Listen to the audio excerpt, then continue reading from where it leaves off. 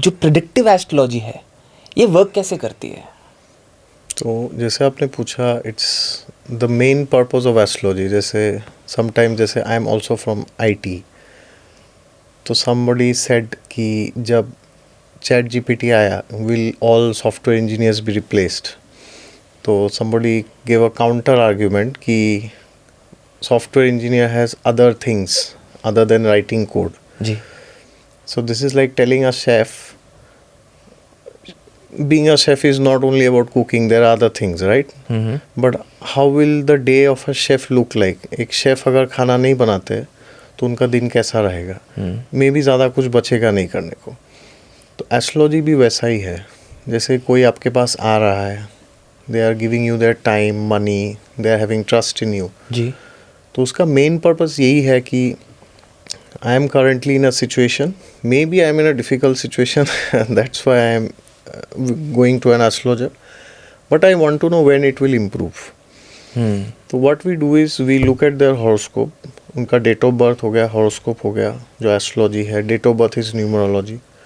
Then if the person is present in front of us, we also use their hand, जो palmistry हम बताते हैं, हस्तरेखा जिसे बोलते.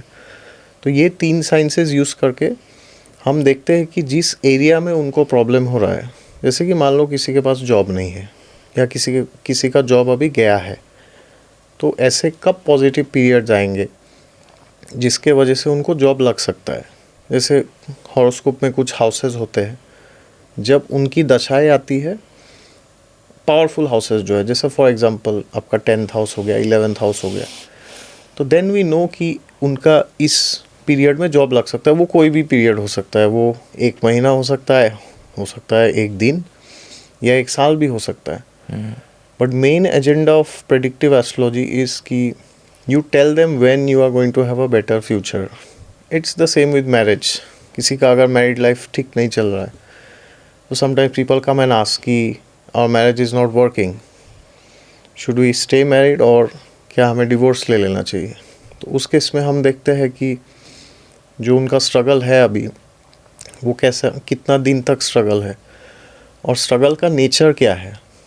वो कभी कभार होता है ना, ऐसे ही आप जॉब में बिजी है या ना दोनों पार्टनर थोड़ा स्ट्रेस्ड आउट है, तो इट्स अ टेम्पररी स्ट्रगल जो कि मे बी चलेगा 1 साल 2 साल 3 साल. तो वी टेल देम कि डोंट वरी, थोड़ा 1-2 साल थोड़ा आप स्ट्रेस में रहेंगे एंड इट्स गोना इम्प्रूव.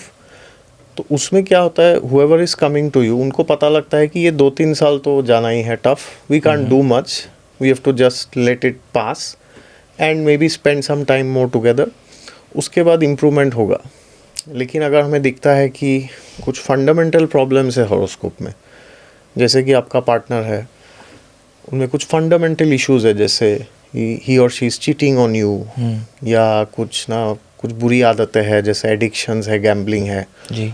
और हमें दिखता है कि आने वाले 5-10 साल में, जैसा कोई 30s का है, तो आने वाला 30 साल में there is no scope for improvement, वो ऐसा ही रहेगा या तो may be it will get verse.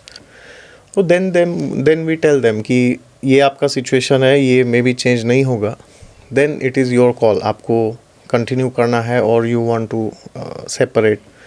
और भी से कि नहीं, अगला 5 साल ऐसा है, you have to may be आपका बीच में सेपरेशन हो, then you will get back again. तो main purpose of astrology, as my शिक्षा गुरु used to say, it's to make the best use of a bad bargain. क्योंकि every person has a horoscope. Every person, हर एक इंसान के पास जो कुंडली है, कुंडली में as you know very well 12 घर है, 12 राशि है, 9 ग्रह है. इट विल नेवर हैपन कि सब अच्छा है. किसी का हेल्थ ख़राब होता है, किसी का कैरियर ख़राब होता है, किसी का मैरिड लाइफ ख़राब होता है, किसी का सोशल लाइफ ख़राब होता है, किसी का कैरियर बहुत अच्छा है लेकिन फाइनेंशियली दे आर स्ट्रगलिंग.